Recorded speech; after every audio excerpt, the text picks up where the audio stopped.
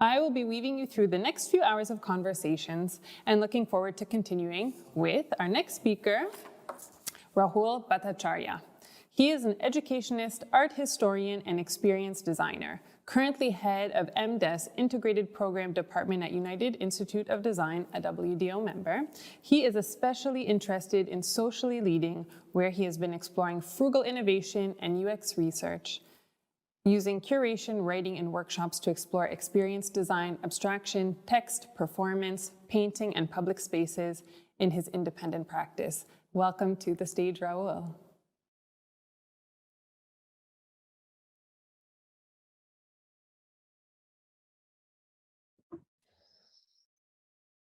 Hi, is that Sarah that you welcome me? Or am I audible? Yes, Rahul, we can hear you. Absolutely feel free to start when you're ready. Perfect. So it's very interesting that I'm following up with the last CII panel and I wish I could have joined earlier because certain discussions which I later eavesdropped kind of talks about the possibilities that lead to this session, the situations and possibilities that lead to this session. And especially interested in the idea that design in some way or the other has always been designing for humans. And as we try to expand our idea of sustainability, uh, are our current relationships with success and which kind of governs our funding, governs innovation, does our current relationship of success allow for an expanded way of looking at innovation? So, and like I've been taught to kind of look at the polarities because one supports the other. So, if one had to kind of look at success and try to understand how can we kind of have a different relationship with it, possibly, one had to look at failure. Because in a sense, these two support each other. And this 30 minutes is actually designed to be a provocation. I don't know how many people will be able to use the chat box, because it would be ideal if somewhere during the session or as we kind of work through, if some personal ideas or personal encounters of failure can be shared. And so right now, I begin with a series of provocations. And again, so to kind of relook at success, one had to start looking at failure. But then again, to kind of understand failure, one had to go back to look at success. And so the entire presentation is also a collection of memes in a way. So we have arrived in the mainstream across industries, a kind of a universal understanding of what success would mean. And there are possibly recipes for it, and standard, well-established,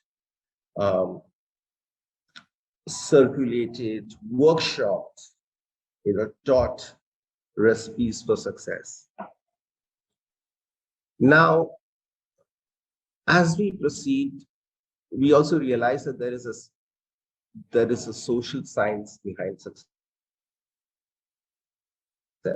So it's just not a recipe, but it's a methodology.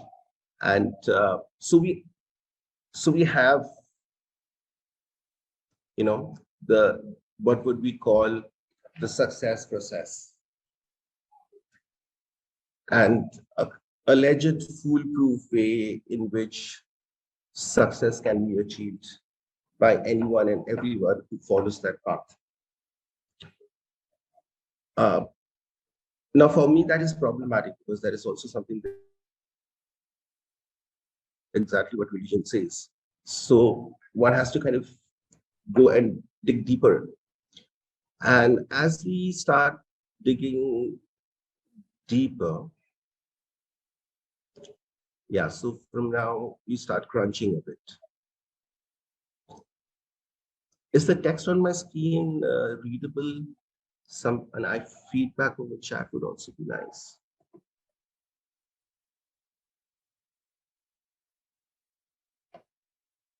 Uh,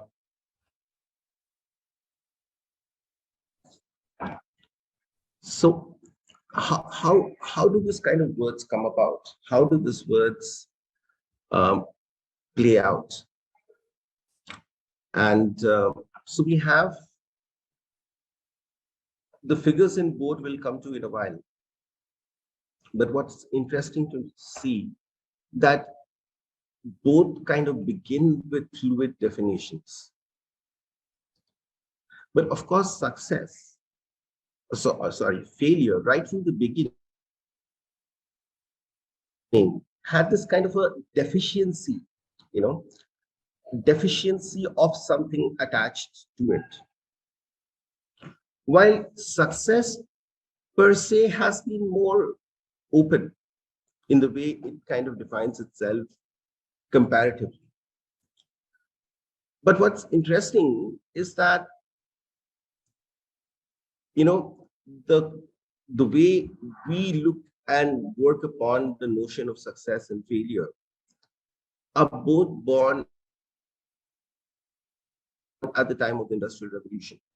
So it's a very important point to note that, like so many things that govern our common sense, are born at the time of the Industrial Revolution, at the early stage of Industrial Revolution. The notion of success and failure kind of come from there. So it brings us a different kind of a question. A question that would possibly say that we allegedly live in an age of a post-industrial revolution. Industry 4.0 is looking way beyond industrial revolution, and the way we kind of try to map our SDGs look way beyond the industrial revolution.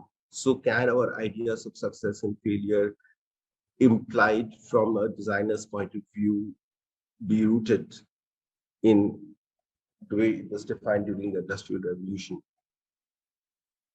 So a little bit of further scrolling, and one of the things that has happened in our times, thankfully, or rather by these times, thankfully, is that, there's been a lot of dismantling of truth. And which is interesting because it gives space for a lot of subjectivities, right? And so we create a meaning of success where, this was maybe hiding here. So getting home early can be a success for an employee at the end of the day. So we have now multiple notions of success that coexist within a work atmosphere or a work experience, right? And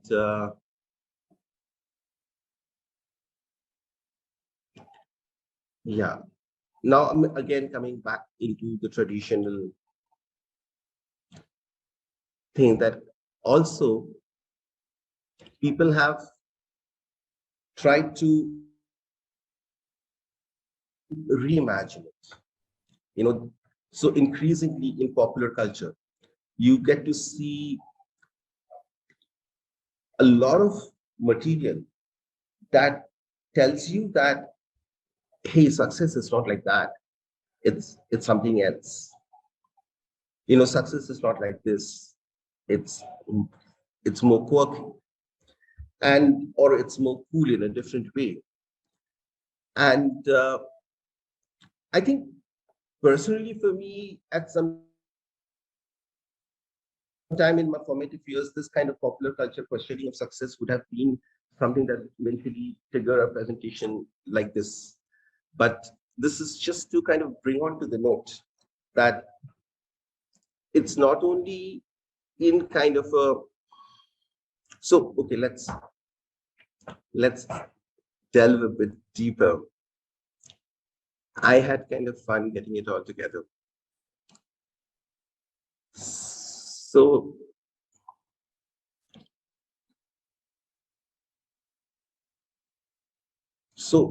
even in popular culture, you can understand that there's a high level of complexity in which this questionings about philosophical questions about success and failure are taking place, and we definitely see the future generation is seriously interested in re-looking at what is success and what is failure. And if you many of you would have read about the Great Resignation wave.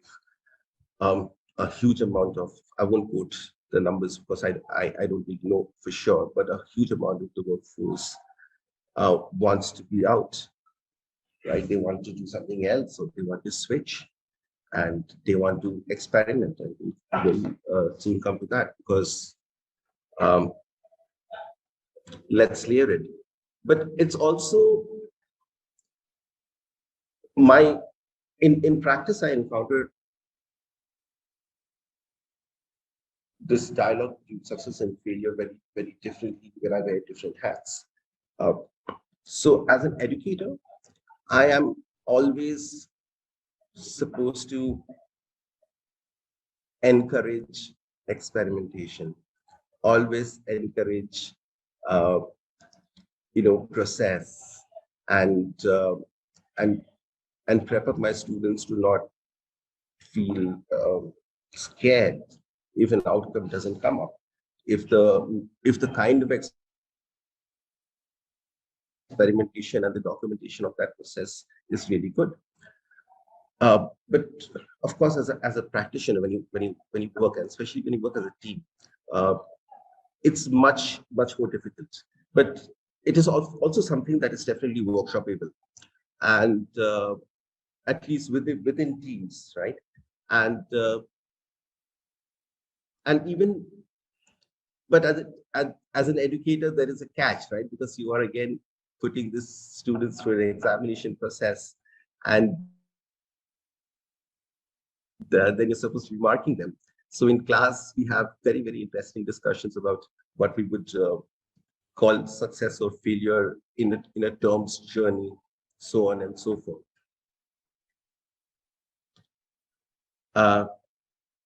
So let's complicate this a little bit more. So within this entire, because we began with an expanded push towards an expanded understanding of sustainability, calling into question the current notions of success and failure, which have a strong bearing on design process. So to tie the thread in that way, another word kind of needs to be brought in. And so the word experiment, because we'll soon see some overlaps. If you kind of, maybe we'll come back to the slide in just a while after we go through certain ideas, further ideas of experiment. Yeah, so this idea of make trial, operate something to discover, also in a way matches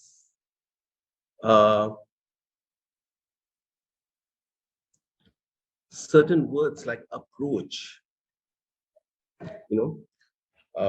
which hints at opens the door to process, actually, even the word course. So a little bit of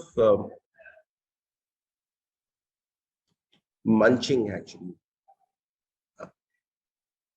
but I'm interested in the fissures that this kind of munching opens.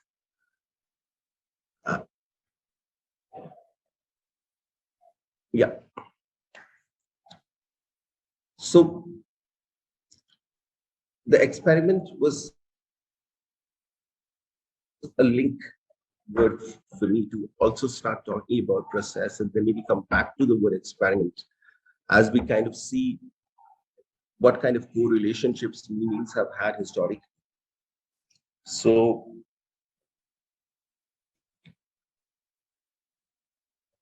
now the word process is a journey, old French, so maybe 14th century. So a journey, continuation, development, legal trial, of course. But I'm interested in this word journey. I'm interested in this word continuation. And I'm interested in this word development. Because somewhere when we look at experimentation, these meanings or the semantics kind of, pop up.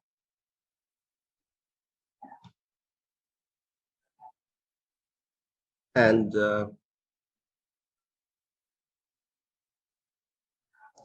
yeah, so the pressure for a design process to succeed and to have an outcome and a result within a timeline,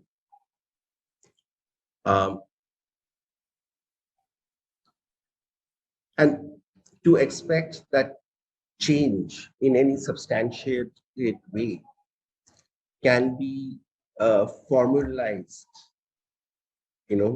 into kind of a systematic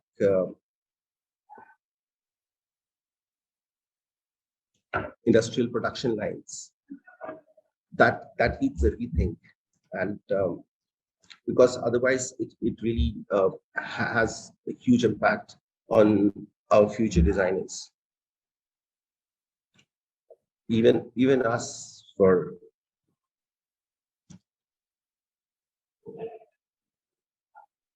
So yeah, just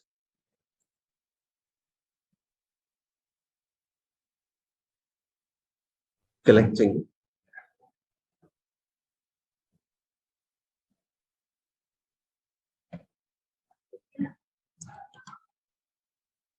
And now pushing that envelope of wordplay a little bit, you know, of pushing or trying to provoke through bringing different words together on the table. Words that we would normally not link. We would not normally link creativity to failure, but through its link with, say, innovation, through its link with process, uh, we kind of arrive at creativity. And we all know that the famous understanding of, God creating the universe. So it's to bring into being. And now this bring into being becomes very, very, very, very different from innovation, which is change. So now that becomes interesting for me, because when one is, so we all talk about radical innovation, and how does radical innovation, how do we differentiate radical innovation from our conventional understanding? By mapping results and mapping processes, it's easy to talk about disruption and disruptive design. But to frame something as radical innovation needs to completely create a different semantics away from what innovation means. And and maybe and maybe to create, that could be a proposition. And thankfully, we do not have structuralized industrial thought systems about how to create. It kind of offers a larger elbow space for experimentation. And but I really don't know who my audience is right now. I mean, I know that I'm speaking to a larger member of the design ecology as a primary audience. Some may be educators, some hopefully industry leaders. And so whenever I talk to nowadays, a lot of young people are leaving the industry and trying to come to academics too. Apart from a job loss that has happened, there is also, when I get into conversations with them, there is also a kind of looking for a more creative space, and there is something definitely there in the ecosystem of the design processes that we follow, especially in emerging economies, where corners are elbow space, if I have to talk about it, if elbow spaces are not there really. And yeah, so that's kind of coming to the end of, and this is just a quote I picked up. Damn it, it's about. I should drop in the website on the chat by the time we finish. But so for me, I found it very interesting because experimentation and the idea of venture, they map onto each other very, very, very closely. And how do you kind of do achieve radical innovation without a culture that drives experimentation? So yeah, I think Sarah, that's my last slide. Nathaniel, we still have about 7 minutes. It would be great to have a little bit of questions. Perfect. Thank you so much, Rahul. Yes, I would absolutely love to ask you a couple of questions. I think what you're talking about, the importance of failure and recognizing its life and its cycle within success is very important. And so I have a couple of questions for you here. And I actually before I get to those questions, I did want to share that, yes, indeed, your audience is exactly as you stated, includes WDO members from the education sector, from industry. We have a lot of students who are also watching with us today. So I will jump into my two questions. The first one is, Rahul, based on the presentation that you shared with us today, is there a specific moment in your career or in your life where you experienced failure and it caused you to reframe your thinking around it? Multiple times actually, but one very important moment was that we used to run this experimental workshop-based school for art and design. So it was a school for art, design, and creative theory. It ran out of a small little hamlet in Delhi, and four to five of us used to kind of look after it, program it, and we sustained it for 4 to 5 years. And then we reached a point where 9 schools of arts could not continue, you know. And when we decided to close it down, it definitely felt like a moment of failure because we were really doing something really exciting and we were getting a lot of recognition for it slowly too. However, at that moment, the team, and because of the method in which we work and kind of the way we kind of workshop out all decisions, we kind of arrived at this understanding that, you know, it's a failure even only if you decide to look at it that way. the fact that for the last 5 years, we could do that amount of experimentation, reach out to that amount of students, build that kind of network is a success story by itself. So, yeah, so that's my quick get back on that. It just came to my mind.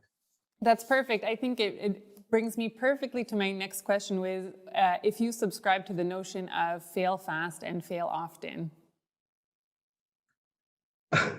Fail often is actually a privilege, you know.